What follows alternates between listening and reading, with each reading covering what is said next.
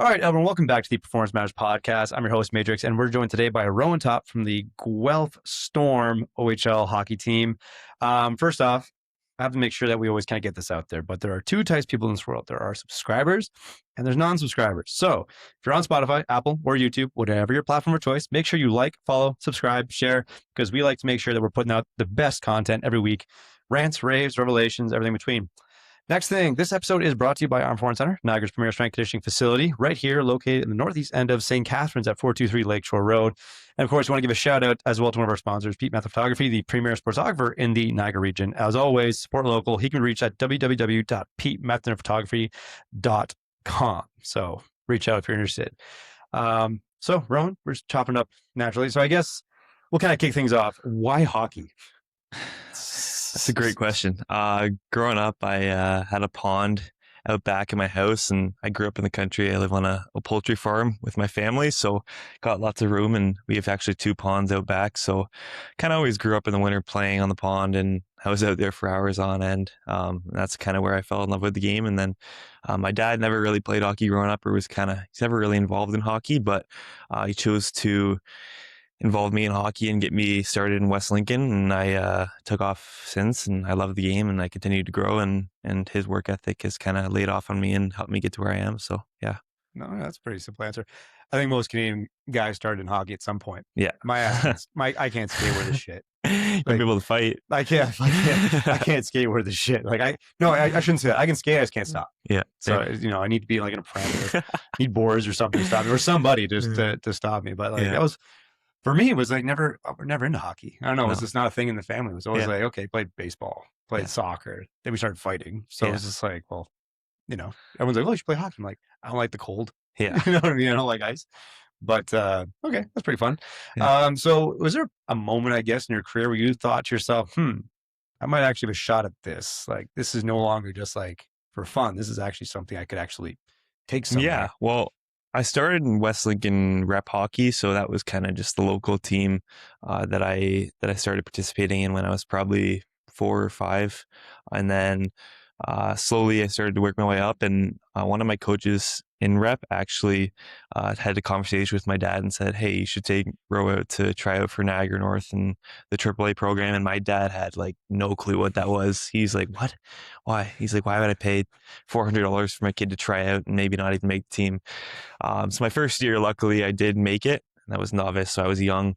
And then ever since there, my dad and I kind of got to know the community around St. Catharines here, and kind of the league, the AAA league that I was in, and I continued to grow and be a bigger part of that team in my age group. And I say once I hit minor bantam, which is where you kind of start to hit and play a little bit more physical game, that's when I kind of realized that I could have a real shot at playing juniors or playing hopefully professional one day. And I know it's young to determine that at that point, but I was a lot bigger than everyone at the time. I hit my growth spurt pretty quick. So I run this. Yeah, I would like to lay the body in some kids, and sometimes it would hurt, but that's all right. And yeah, I kind of, ever since I started to realize that I have a shot at this around that age, I continued to work my hardest and grow. So. Oh, that's cool. I think hockey is one of those unique sports, at least in Canada. I think it's different in the States. I know in like Europe, for example, soccer, they have like academies for like young guys that are like 8, 9, or 10. It's pretty much like they're identifying if they even have a shot. Mm-hmm. They pretty much like put them in academies at young age. I feel like hockey's kind of like that. You know what I mean? Because like they have like drafts at you're 15. Yeah, but there's also kids who like bloom when they're later, even in their juniors. Like there could be a kid who doesn't get drafted to the NHL. It's been countless examples of that, and then they continue to work and play a couple more years of junior, maybe a year of school now that we have the NCAA rule, and then they develop their game into something different and something that an NHL team likes, and it's all you need is one team to like you, and you can get an opportunity. So yeah, I think maybe they did studies on stuff for hockey, and they found like most NHL players have early birthdays. Yeah, and you probably know this already too, but a big part of that's just because you tend to develop earlier because you just have that 6 to 8 month span over most kids in the same age division. You know what I mean? Because usually they start seasons at the end of the year and everything else like that. So they tend to just say, "Oh, this kid's really good." It's like, well, that doesn't mean all these other kids are bad. It just means like these guys just happen to have developed a little bit earlier because they're born earlier, and these ones just need a little more runway to kind of get to where they got to get to. Right? Yeah, exactly. So Were you drafted in grade 10 to the OHL? Or Yeah, yeah, I you was were. drafted in the third round Third to round? Guelph 59th overall. So I got to, it was during COVID kind of. So Weird I got to time. watch it online with my family, but it was good. So What do you think the biggest, like, what's something surprising? I guess most people wouldn't know about like junior hockey. So obviously you have to like kind of move away from home at like a young age and do yeah. all that kind of stuff. So what's like that been like?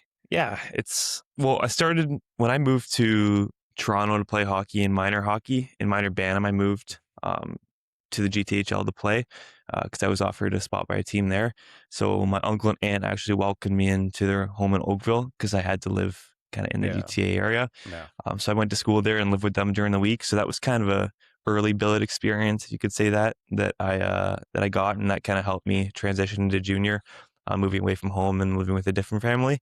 But something's surprising about junior. It's a lot different. You're not with your family every day, and the teammates that you have are kind of your family. You see them every single day for six hours a day, and you kind of grow and create that bond. And living with a different family too, you develop a lot of new skills and being more responsible for yourself, cooking for Yeah. yourself when the family's not there, They don't and tolerate no shit. no, looking after your shit. So, um, Wow. and you find out pretty quick when your room's a mess and your billets aren't happy with you. And then you realize, okay, I got to pick it up and Yeah. learn how to live myself. But that's the experience of junior, and it helps to develop a young man in tremendous ways. So, How do you balance like school and all that kind of stuff at the same time? How does that yeah, work? school's always been important to me. My mom's a teacher, so she kind of drills that into me, and I've always been a good student. So, in your first 2 years of junior, you're in high school.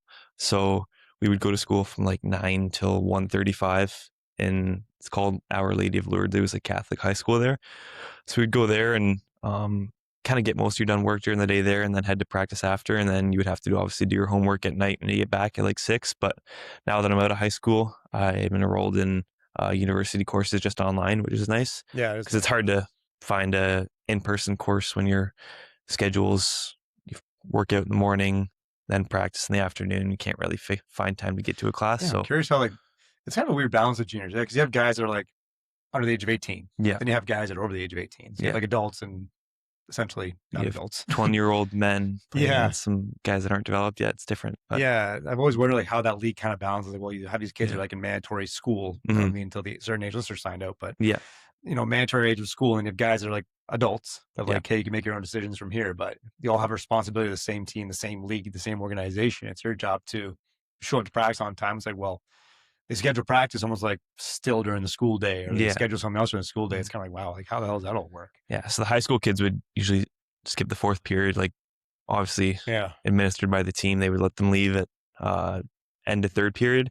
And then all the guys who aren't in high school would just they'd meet with the high school guys at the rink, and we'd get ready for practice. So it's kind of cool seeing the two different groups, but especially for us next year, in Guelph hosting the Memorial Cup, I think we're going to start practicing in the morning maybe. So since we don't have as many high school younger guys, Yeah. we'll be able to kind of practice in the morning, get our stuff done at the rink, be focused, and then leave, go to the gym, get our lift in, and then have the rest of the day to do our schoolwork and whatever else we need to do. So That's fair. yeah.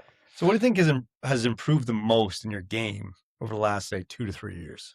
Yeah, I think it's a combination of confidence and just the little basics that I've worked on, and holding onto the puck, being a little bit more patient with it, and kind of scanning to see and make a decision before I get the puck. That's something obviously you continue to grow on no matter what level you're at. The game continues to get faster, and your decisions have to be a lot quicker. So over the years, I've worked on obviously my puck handling, something that I've always been told I need to work on.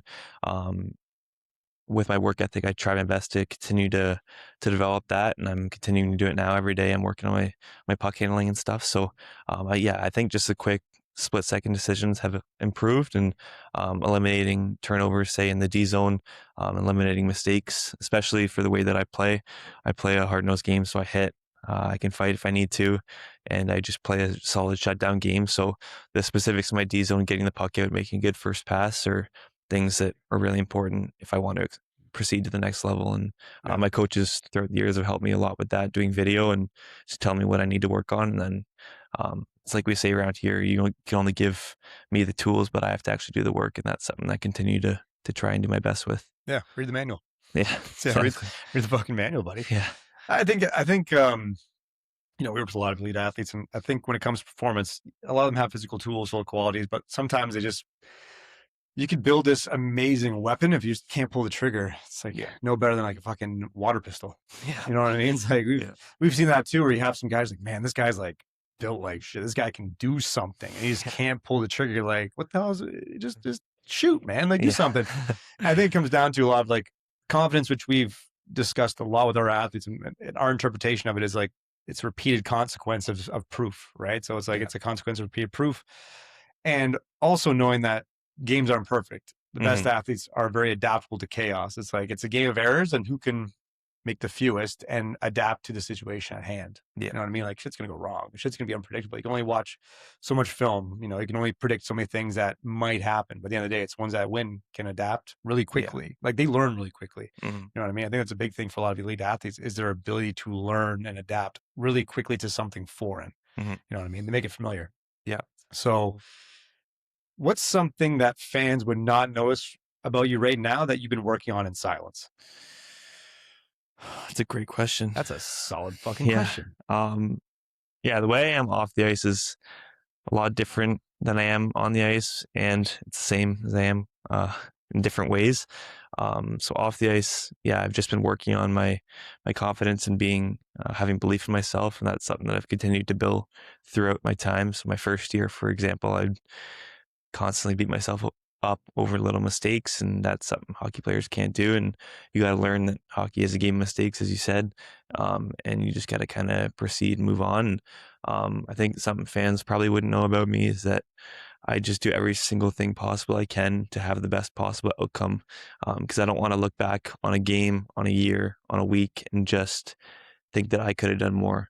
So there's a fine line of doing too much and overthinking things and not doing enough. And I think that I do as much as I can without burning myself out to prepare for moments and games and things like that, and really dialing on the specific stuff.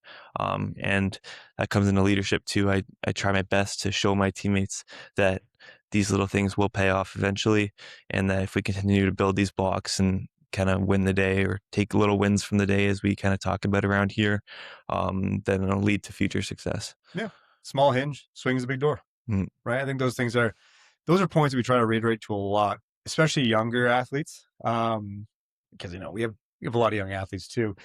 And I think they don't realize like what work, like we're trying to like help separate like effort and exertion. Like you might feel a certain way, but the effort, there's things that can quantify effort. There's things that you can feel about exertion, like how you feel, how you're beat up, and everything else like that, or like you're doing too much or doing too little.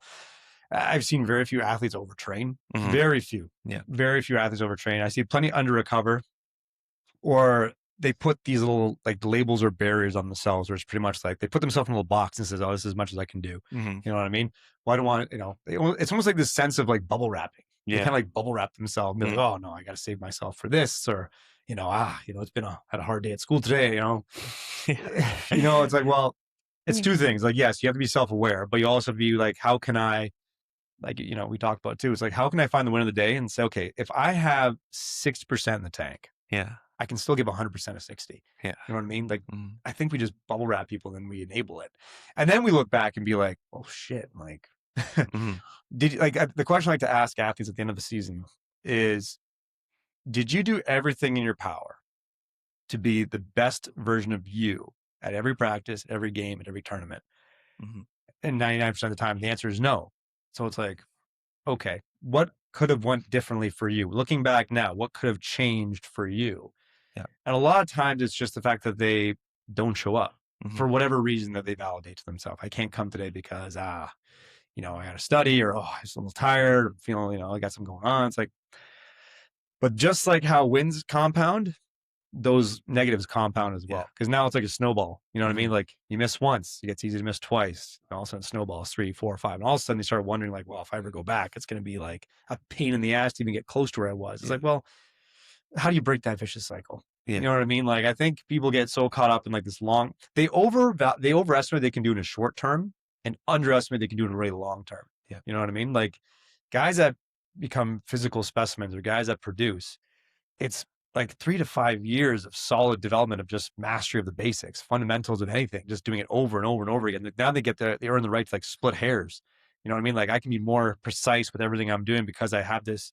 It's almost like playing Mario. You go from level 1 to level 2 to level 3. If you lose at level 4, you have to go back to level 1 again. Yeah. So it's like, but you get really good at level 1, then you get really, really good at level 2. Why? Because you keep bouncing the ceiling level 4 over 5. Yeah. But you always go back and have to repeat the levels again. So you get really, really good at the fundamentals versus just stepping up and losing, trying to get again. Mhm. You know what I mean? So I think it's a good message for a lot of young athletes. It's like, it's probably going to be a lot more work than you think it's going to be. Oh yeah. You know what I mean? I think that kind of gets lost because, well, we rant about this shit all the time. I think glory and everything else is very romanticized.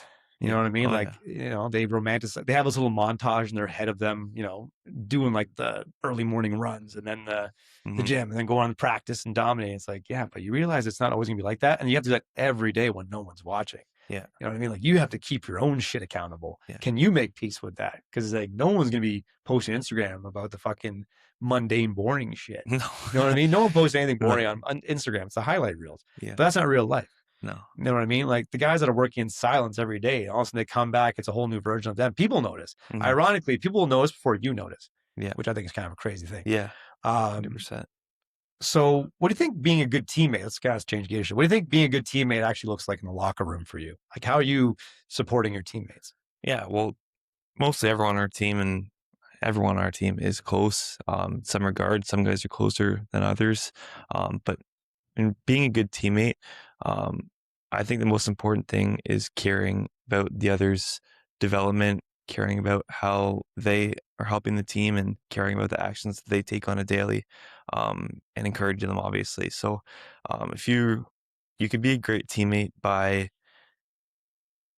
encouraging someone to get in the gym after the practice if they choose not to if they go and make a smoothie and sit there and drink it and don't stretch or don't do their lift after the game or after the practice, then I think being a good teammate is taking them and saying, let's go get in the gym.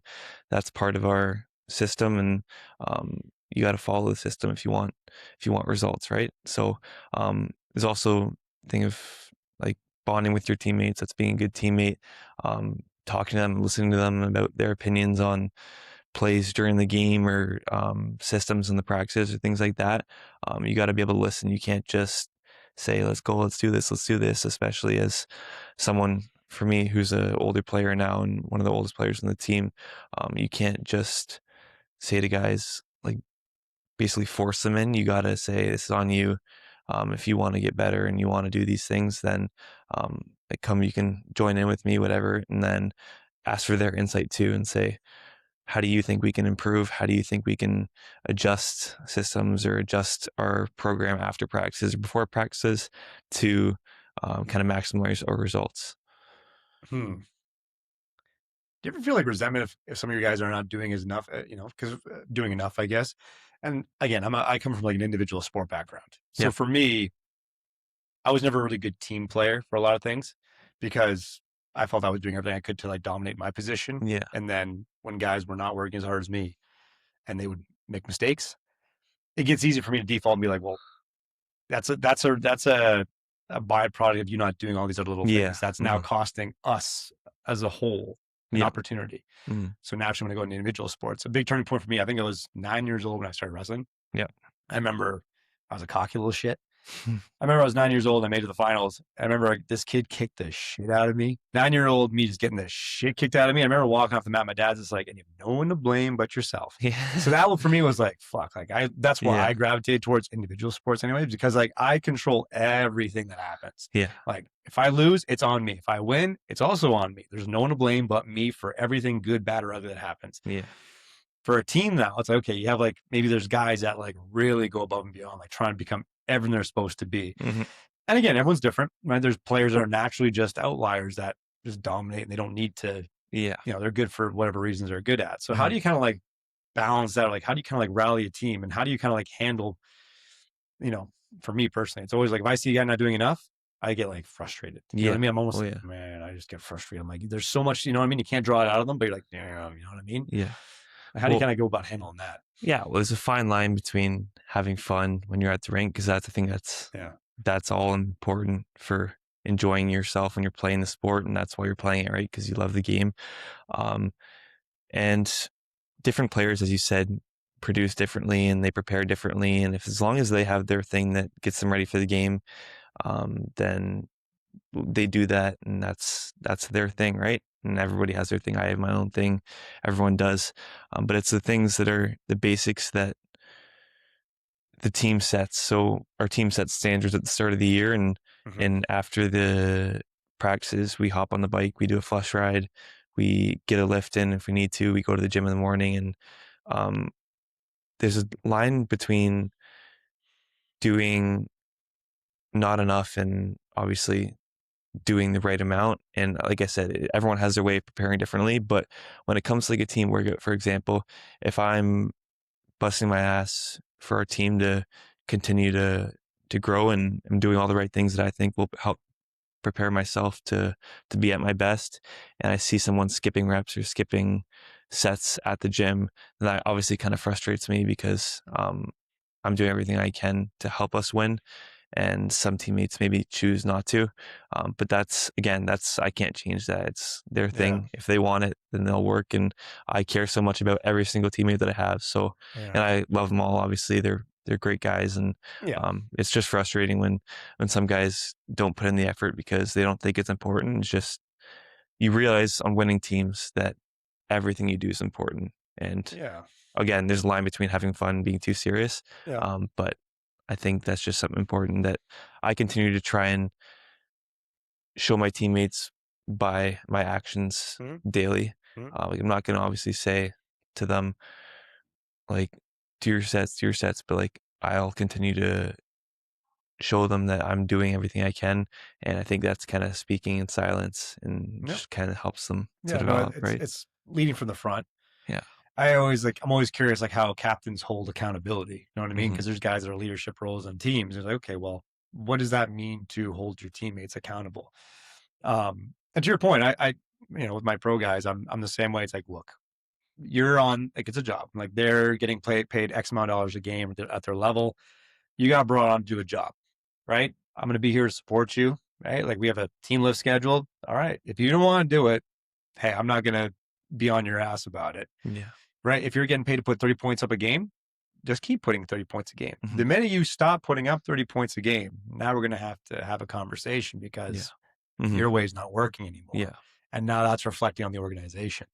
So it's always like that fine line. I feel like the higher up in level you go, the guardrails just kind of extend out a little bit. Like, coaches will give you a lot of runway and freedom to do what you need to do to keep having the same outcome. Yeah. And versus when you're young, the guardrails just tell you have to do this, this, this. There's not much room for creativity. The older you get, the more experience you get in the higher up level, coaches are like, hey, do whatever you got to do. Just show up on this night and put up this many points in the net. We're good. You know what I mean? Like, however you get there, I'm not going to ask questions, but as long as we're putting up points in a game, just keep doing that. When you stop doing that, now we have to have a conversation. Yeah. You know what I mean? So I'm always curious, like, how leadership would hold their teammates accountable. You know what I mean? You lead from the front. You're doing all the right things. How do you, like, empower others to do the same? You know what I mean? Well, yeah, that's a great point.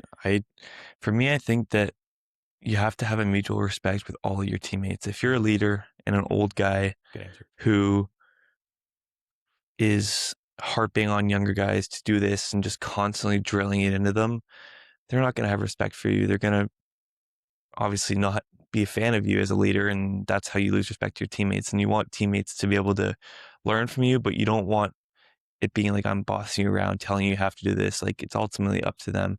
So I think it's important that as a leader, an older guy on the team, I'm able to talk to my teammates about what I think they can do more. Like, what I think, if I see something that I maybe am not a fan of, if someone's not working hard, I can say something, but I also want them to be able to do the same to me. And I do my best, obviously, to prepare. And if someone sees something, for example, on the ice that they don't think I'm doing right, or they don't think I'm executing well, or making the right play in practice, then I think it's respectable for them to be able to talk to me and say, let's go, for them to call me up if, for example, I'm not locked in mentally for a practice. And again, I do everything I can to be mentally prepared. But some days you just don't have it, right? And you're battling, and that's important for you to have that two-way relationship with every single one of your teammates, for you to be able to call them up, and for them to be able to call you up. Because again, I think my coach mentioned it last year to me when I had a conversation with him. A captain on a team isn't always the top guy. It's a guy in the middle of the pack that's able to call up one of the top guys if they're not performing or they're not doing the things that they need to do to be at their best. And then the top guys are also able to call you up if you're not at your best. But I think that that's the way you should be, because if one of the top guys in the team calls out everyone else, then it's like, okay, the whole team's kind of nervous now. They're not able to perform at their best. And but I think that if you're in that middle ground and you can have that two-way relationship with your teammates, I think that's the most beneficial thing. Yeah. Welcome to Iron Performance Center, Niagara's home for real personal and performance training.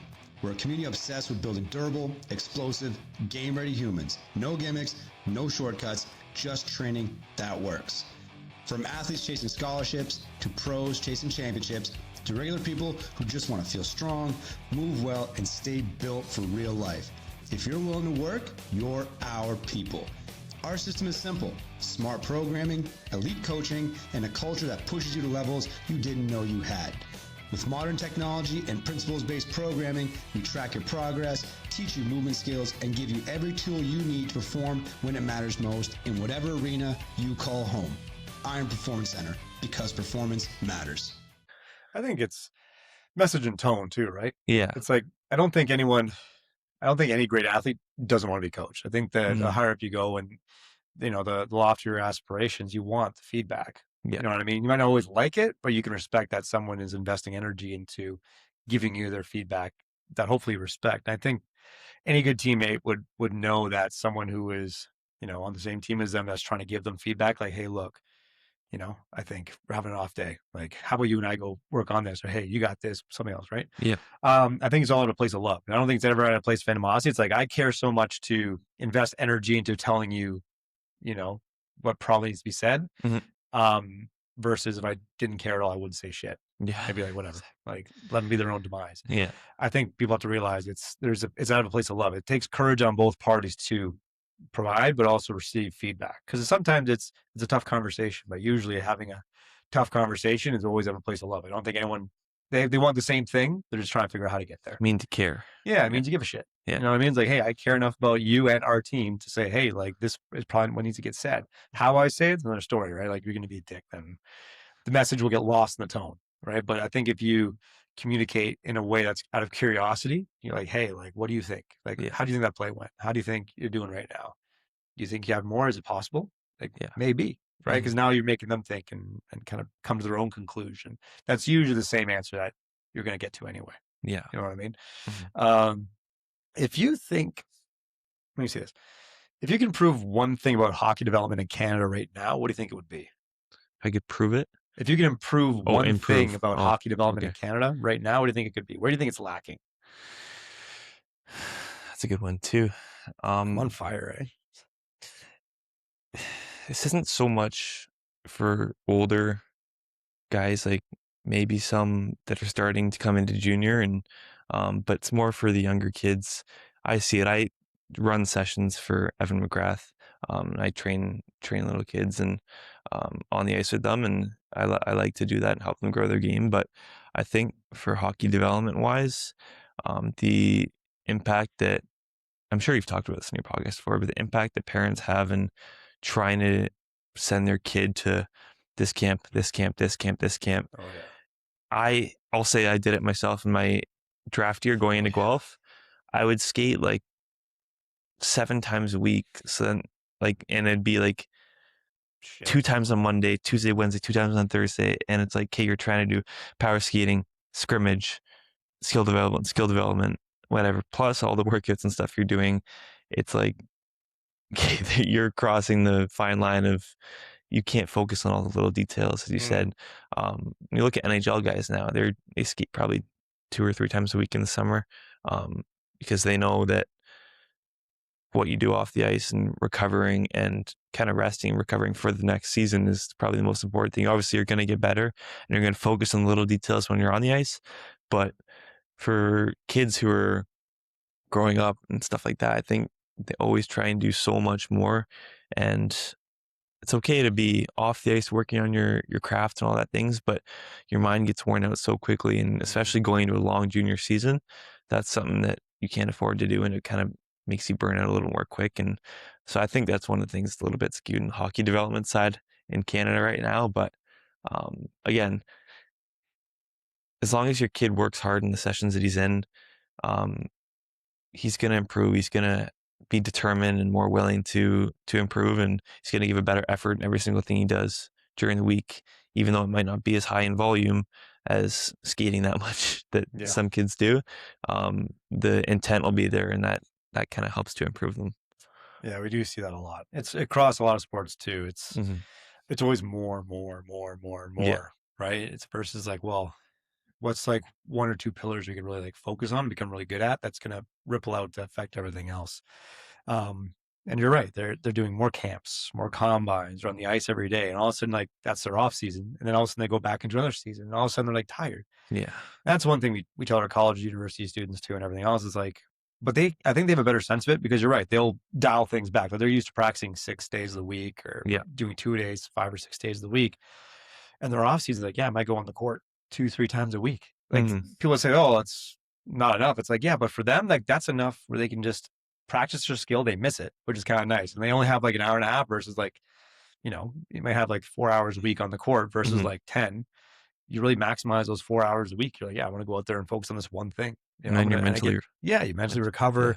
You feel better. But the biggest thing is you're excited to go back. Yeah. Versus if you do all these things and all of a sudden I think people almost like get this mental block now. It's like they're counting the weeks. Like, fuck, I'm like 4 weeks out from season. Like, fuck. All of a sudden by the time camp rolls around, like, you just feel like you played a whole season again. And you got to start off on a good foot. And you're like, holy shit. And then you all of a sudden see these like little red flags of injuries popping up everywhere. You're like, okay, well, a lot of it tends to be just from overuse, right? Versus building something that can sustain. You're pretty much like eroding away week after week, month after month of doing the same thing over and over and over and over and over again.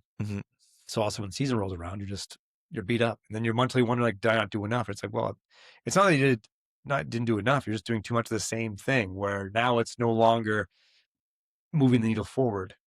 It's almost like you're bashing your head on a hypothetical ceiling. You're just like, I can't go anymore. It's like, well, yeah, like you tap that part out. You got to focus on something else to raise that up so you have more runway to grow. Right. So I do see it a lot too. And I think that's a big thing with young athletes. We always try to, like, again, parents and coaches, I feel they always gravitate towards someone who will tell them what they want to hear. You know what I mean? And it's I'd say most times it's no fault of their own because they don't know any better, but someone's going to tell them like, oh yeah, you got to be on the ice 5 days a week in the summer as a kid to get ready for next season. I get it. If they're eager and they want to, totally understand. But the question has to be asked, like be skeptical. Like, what if this isn't? What else could it be? Like, is there some other area that could help them be better on the ice without, being on the ice more than they already were?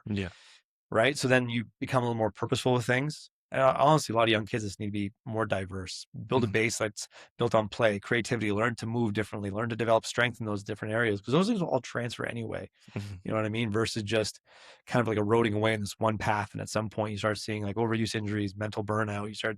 They start to resent the game that they once loved. Yeah. You know what I mean? Exactly. It's a very hard conversation to have. And it's very common in a lot of sports, but I would say especially in hockey, because there's always like these different leagues and pinnacles and scouting and combines, and everyone thinks their kid's the next Sidney Crosby or some shit. Yeah. You know what I mean? Versus just let them develop and have a passion to develop. Like, if you can teach them to learn how to learn and be passionate about that, they literally can have the roadmap now and just do whatever they got to do to get them as far as they feel they can go. Yeah. Versus squeeze them into a mold and say, this is the way it's supposed to be. Also, they resent it. It's terrible. What do you think what's something you've changed your mind about in the last 2 years when it comes to hockey development? That's a great question too. I'm on fire, buddy. I'm telling you. Yeah. I think for me, like I've always been aware of what I need to do to try and grow my game, and my coaches have always told me what I need to do. But I think it's also for me exploring and watching video, watching other players. So for example, in this playoff, in the NHL and OHL, once we lost out, I kind of started to pay a little bit more attention to the NHL and certain players, and even the OHL around certain players who are signed, drafted, and things, what they do on the ice to help their team to a deeper playoff run and to eventually winning championships, right? So I think that paying attention to those details a little bit more and trying to apply them in my barn. I have like a nice shooting setup with tiles and things like that. And it's not like I'm gonna sit there and just shoot pucks in one spot, because that's not helping you. It's especially for me, and my game is more puck moving, simplifying, not trying to do too many stick handles, just working on a few handles, move the puck, head up, working on things like that. And yeah, I think something that I've changed my mind about is just kind of pay attention to what other people are doing instead of just taking all the information in. Like, I do take in the information, but I also kind of try to explore it myself and think in my own way of what I can do better, and just kind of explore the different options and just try to evolve my game in that way. Yeah, it's a little bit of creativity. Yeah. I agree. I think it goes back to what we were talking about. Like, the higher you get, the more creativity you have. Yeah. I'll give you an example. This is for wrestling anyway, but one guy who was like Olympic champion, he would, I remember he like did a camp one time. He's like, okay, when a guy puts his position, just do this. And he demonstrated this crazy thing. He's like, just do that.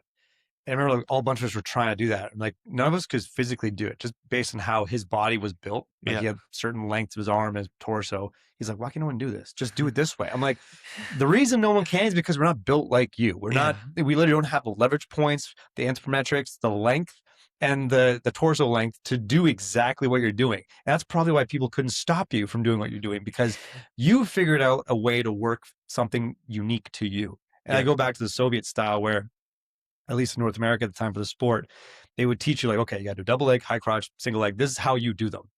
In Russia, what they would do at the time was they would let these guys just scrimmage, and they would start to figure out how these kids were moving uniquely on their own. Like, this kid's built differently. He's built differently. Mm-hmm. This might be a better setup for that move for him based on his body type, for his body type. And they would say, oh, you're really good at this. You're going to hammer the shit out of that. No one's going to stop you. Mm-hmm. And so pretty much everyone kind of found, instead of squeezing everyone into a mold to do something, they realized that everyone has unique archetypes that fit certain things better, that no one could stop. And that worked well for them, for a lot of their fighters. Mm-hmm. And I would argue the one Olympic champion for the States back in the 80s, John Smith, he had this one move that was like a single leg. Everyone knows how to do it, but nobody could stop his. Mm-hmm. So even guys knew, like John Smith would point out and be like, I'm going to take your leg, that foot, in 20 seconds. Yeah. Try to stop me. No one could. You're like, how? Like, everyone knew he was going to shoot for it, and no one could stop him. How? Because he just figured out he was really good at one thing that no one could stop, and that just took him to how far he had to go, won the Olympics. And he just found a way to get to that position every single time, but no one could stop him because he was just built and figured out a way that worked for him. My point for the story was going to be like, they're going to teach you how to do certain skills, right? And then there's a level where they're assume you can do the skill competently. I think now, like, the next level of evolution is figuring out how I can make that skill set work for how I operate. Mm-hmm. And what might work best for me. I think it's almost like looking at baseball players. They teach you how to pitch, but then you see pitchers on the mound, they do like a weird sidearm thing. That's not textbook at all. No. You're like, that's weird. How are you throwing the ball like that? But they throw 100 miles an hour. You're like, oh, well, shit, they're still throwing it fast. You try to teach them the other way, they go down to 80, and it's weird to them. Yeah. So that's them figuring out within like their creativity. Like, I throw best here. No one can stop me. It's not the textbook way of learning the skill. They just modified the skill and built it around them, versus like trying to squeeze into a mold and saying, this is how it's supposed to be. But not everyone's built the same. We don't learn the same. We operate differently. So it's almost like the older you get, the more experience you get, you're starting to figure out these little quirks and these little, I guess, additions or substitutions that work best for you within your game. I think that's where the creativity comes from. Guys know, like in basketball, certain crossovers, certain cuts, there's certain things you can't stop from certain people. And you're like, why? You try to mimic it, you can't do it. Only they can. And something crazy like, I'm going to step over this way and shoot the ball from here. Michael Jordan, same shit. Yeah. You just couldn't stop him. How? Right? So those are extreme examples. But the point being, I think creativity comes with, evolving. It's like, no one's going to say, okay, you have to do it this way, because it becomes very robotic. And again, that might be a good foundation to learn, but at some point you need to like be open to feel, open to be like creative and try and make mistakes, because then you're going to fuck it up, but then you're going to fuck it up less. That's the whole point. It's no different than learning all these skills in the weight room. It's like, you're going to do this thing. You're going to fuck it up. And you're going to fuck it up less every time. That's the goal, not perfection, but you're going to fuck it up less. You're going to make less mistakes with this skill, because now you don't have to think about it as much. It's becoming autonomic. You know how to just execute versus think about what execution looks like and feels like. Yeah. You know what I mean? Exactly. Yeah. So I think that's it's an evolution of creativity, I think. And I think that comes with, getting better. But Mhm. let's finish with one more hard one, then we'll do a couple fun rapid fire ones. Okay. What's the best piece of advice a coach has ever given you? I'd say that kind of the idea around trust the process, because throughout my junior career, it's been like I've been in Guelph my entire time throughout my 5 years.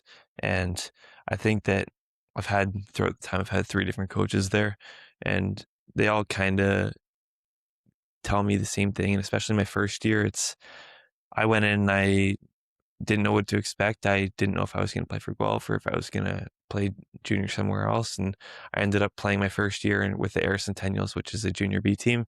Right. And obviously no one wants to hear that they're not going to make the big club and that they're going down there.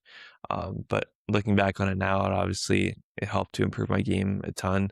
I played more minutes in Air.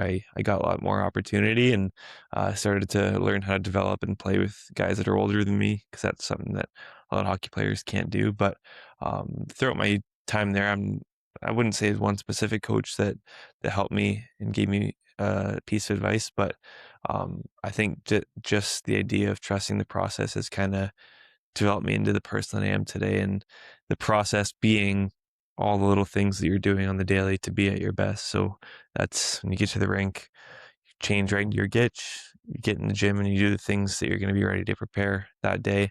And it's also sleep too.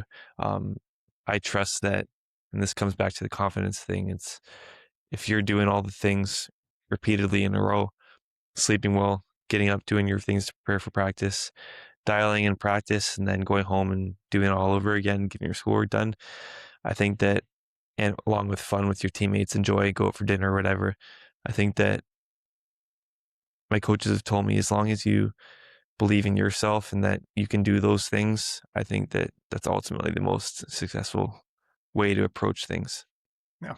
I think self-confidence. It's always funny how you define self-confidence, right? They say believe in yourself. Like, what does that mean? Yeah. You know what I mean? Like, what does believe in yourself mean? How does one believe in yourself? I remember you asked me, I was in the middle of work, what's confidence? I'm like, fuck. Belief in yourself? And you're like, what does it mean to believe in yourself? It's like,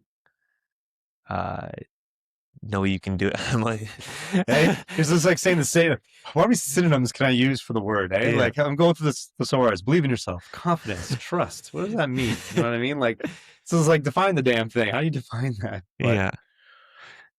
the best definition I have to this day is still, it's a consequence of repeated proof. The more proof you have, the more, promises you keep to yourself, you start to believe what you say. Mm-hmm. You believe, you say you're going to do something, you're going to go do it. Why? Because you haven't let yourself down before. Yeah. Doesn't mean you do everything perfect, but again, maybe I've said this a billion times. Self-trust, right? Confidence, self-confidence. I think everyone uses the words, but I'll say this for the audience for the umpteenth time. Confidence is a consequence of repeated proof, right? So if you say you're going to do something, you do it. You're not focusing on the outcome of an action. You're simply focused on executing an action. So if you say you're going to get up early, you get up early. You say you're going to read a book, you read 5 pages of your book. You didn't say you're going to finish the book. You didn't say you're going to go to the gym and set a PR. You said, I'm going to wake up and get my lift done. I'm going to go to the ice and I'm going to get my stick handling done. You didn't put an outcome measurement to that. You said, I'm going to go do the thing. And the more actions you consistently do and complete to yourself, when you say you're going to do something, you tend to do it. Why? Because you've always done what you said you're going to do. I think that's a confidence. If someone, again, Michael Jordan said, who's taking the game-winning shot? Me. Why? Because he's done it a billion times. He said he believes what he says. I'm going to go out there and put up 50 points in the first half, and he does. Why? Mm-hmm. Because he said he would. Yeah. He never let himself down before. It's like, how do you do that? Well, because it's a consequence of repetition. And I think guys like that will never ask someone to do something that they themselves haven't done. Mm-hmm. You know what I mean? So I think it's not just, do as I say, not as I do. It's like, no, you do the things and it makes it easier for you to say. Why? Because if I can do it, you can do it too. You know what I mean? Like, I believe I can do it because I've done this before, and it's very possible for a lot of people to do those things. Just keep the promises you make to yourself. Long story short. Mm-hmm. Yeah. All right. We'll do some rapid fire ones. These are kind of fun. Best player you've ever played with? Best player I've played with. I played with Macklin Celebrini when I was really young. He's doing pretty well right now. Yeah, he's doing all right. I played with him in an international tournament in France when I was younger. Both were on the all-star team for that tournament, so that was cool. He was obviously still a great player then. And junior-wise, I think that like I'll go defenseman for my team that I played with, but Michael Bushinger, he's playing on Springfield Thunderbirds right now in the Nice. AHL. He's a great player. He's crafty. He's like a Swiss Army knife. You could use him in every situation. And he taught me a lot. Yeah, he taught me a lot in puck moving, and he had a lot of confidence in his game. And I kind of learned from little things that he did. And he obviously loved Guelph and enjoyed being there. And we may not have been the closest because he was obviously an older guy and I was younger, so it's different. But he was a great player that I played with, and yeah. All right. What's the worst bus trip you've ever had to take? The longest one for us is Sault Ste. Marie, That sounds awful. which is just over 8 hours. But in regards to road trips, I like that road trip better than the Sudbury North Bay one that we have to do. That one's only 5 or 6 hours, but it's just the area is not as nice as Sioux, and Sioux's kind of fun. You get to play cards or whatever, but it gets long once you're I'm terrible on road around there. trips. Yeah, Anytime we're on the bus, hips tighten up, and you're like, oh, I gotta go for a walk. well, it was also different too back in our day. We didn't really have like iPhones and crazy shit. So like reading books and like playing cards and shit. It was a little different, but it was like I hated road trips. I hated them. Like playing okay, not so bad, but like I hate going to Thunder Bay. Yeah, I hated Thunder Bay. yeah, You know what I mean? Like, terrible. Like I'm sure it's a nice place in the summertime. yeah. You know, but like on Lake University, they have tunnels for snow. Like no That's lie. how much they get. I got recruited there. Ironically, they recruited in the summer. Yeah. So they fly you out there in the summer. Beautiful campus, you know, Mhm. and trees and rivers and buildings, very nice. And there's this tunnel, and I was like, "Oh, it's very nice." I'm like, "What's that tunnel for?" And the student's like, "That? Oh, that's for the snow. It gets up as high as the stop sign." I was like, looking, I'm like, "I ain't coming here. I'm fucking coming here. I'm not doing this shit. Nah." Yeah. Beautiful campus for some, but like Blakehead and snow, I hate snow. So I'm That's like, the minute you put a ridiculous. tunnel there for the snow, I'm like, that's for us just to walk through. Yeah. Could not be me. Could not be me. You don't need it. All right. Let's go to the one.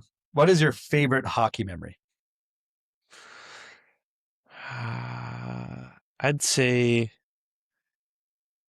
probably my first OHL goal. It was Nice. fun. So I went through my first season, which was, I was a call up. I was with Air. Went through my first season. My second season, I didn't score. I had, I think, 7 assists that year.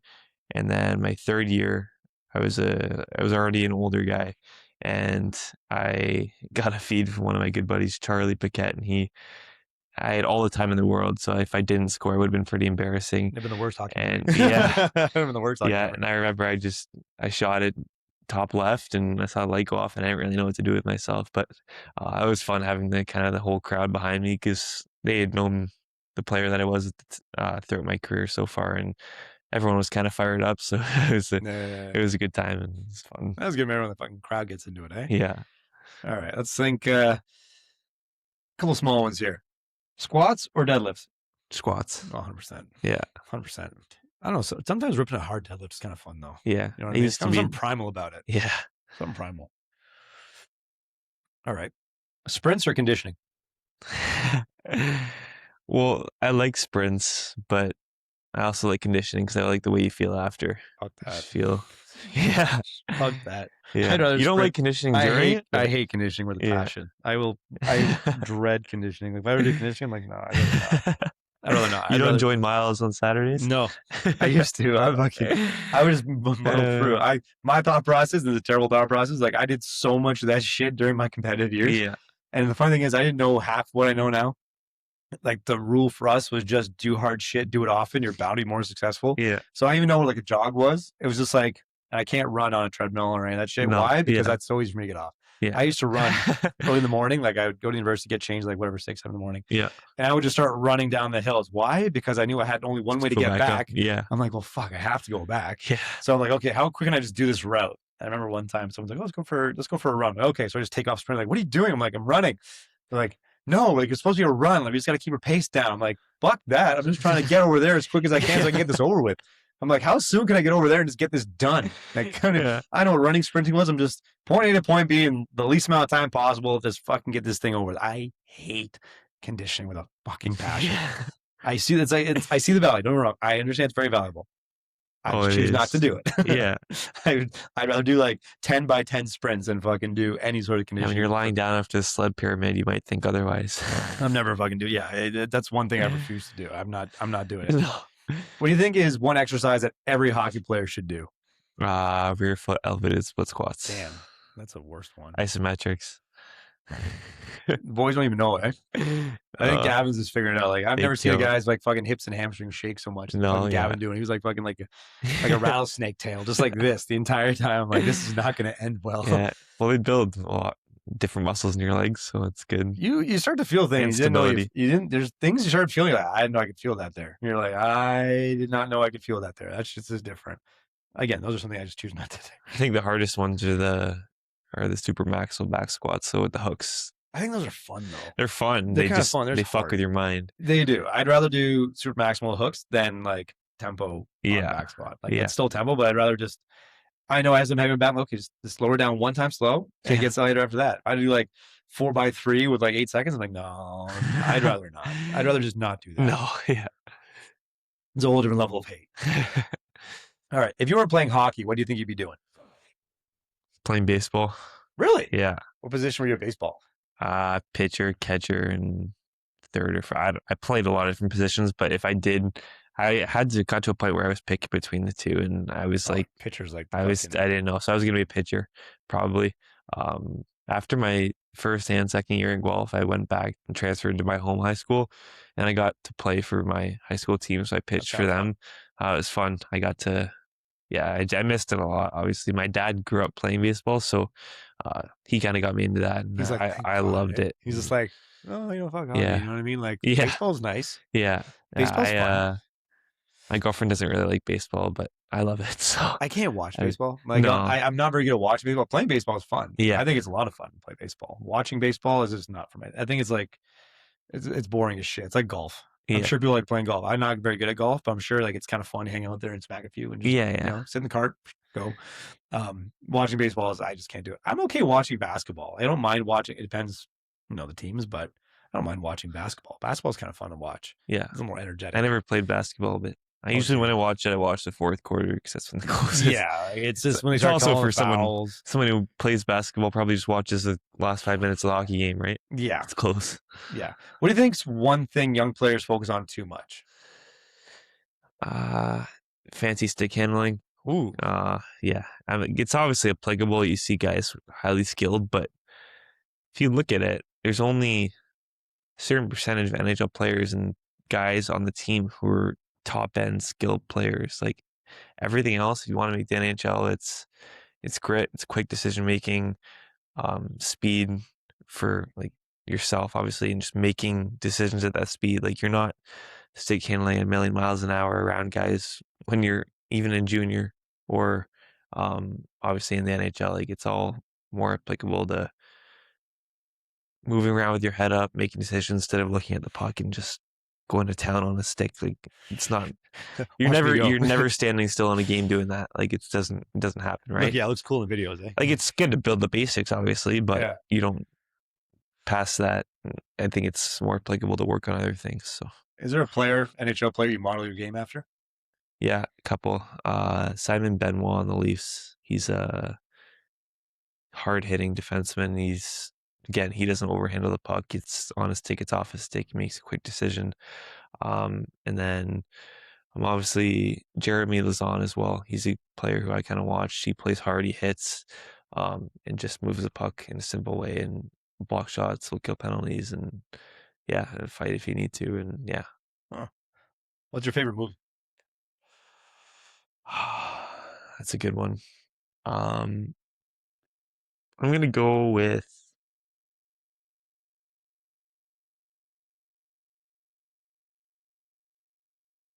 probably Happy Gilmore. Really? Yeah. Oh man, I love it. it's okay. Did you see the second one? Yeah, I didn't. I hate wasn't a fan. I liked the first 45 minutes. Then once they got to that maxi golf thing, I was like, okay. They just changed it up too much. Yeah. Like Or Goon. That's Goon's not bad. That's Goon's all a right. funny movie. I didn't watch. Did they make a second one of that too? Yeah, it's not as good, but I thought you were gonna be more like. What about you? Oh, Good Will Hunting. Yeah. Good Will Hunting. Second place would be Never The Curious seen it. Case of Benjamin Button. You've never seen Good Will Hunting? No. Robin Williams. I gotta watch that. Oh, dude, he won like an Oscar for best supporting Yeah. actor in that one. Mm-hmm. Matt Damon, Ben Affleck, Robin Williams, great movie. Yeah. So quotable and just like, oh, Actually, I'm gonna take that back. Not Happy Gilmore with Ocean's 11. really? Just thinking That's a about good it movie. now. I like That's a that good one. movie. That's George Clooney, Brad Pitt, Yeah. solid foundation there. I think for me, it was always like it was Good Will Hunting, like top movie. I think I quoted that in my brother's wedding speech. I quoted fucking Good Will Hunting. I like The Curious Case of Benjamin Button. I think there's something poetic of like how Brad Pitt fucking like narrated the story and then how he aged backwards and everything Yeah. else. Plus, there's like that southern drawl to it. So I thought it was a really good. I think it would probably get nominated for some Oscars or some shit. But Yeah. I think it was a great movie. So there's something for your list. I'm gonna You give gotta it a watch. Yeah, you got to watch Good Will Hunting. Right. I'm sure your parents would probably see Good Will Probably, Hunting. Yeah, like, have you seen Good Will Yeah. Hunting? Like, fuck yeah, man. Yeah. That's a good one. Yeah. We'll wrap up with this. If you had, when you had to retire tomorrow, how do you want people to remember Rowan? On the ice, hit hard, give the team energy, fight and play fun, enjoy myself on the ice, and just kind of play simple and hard and more of just energy guy.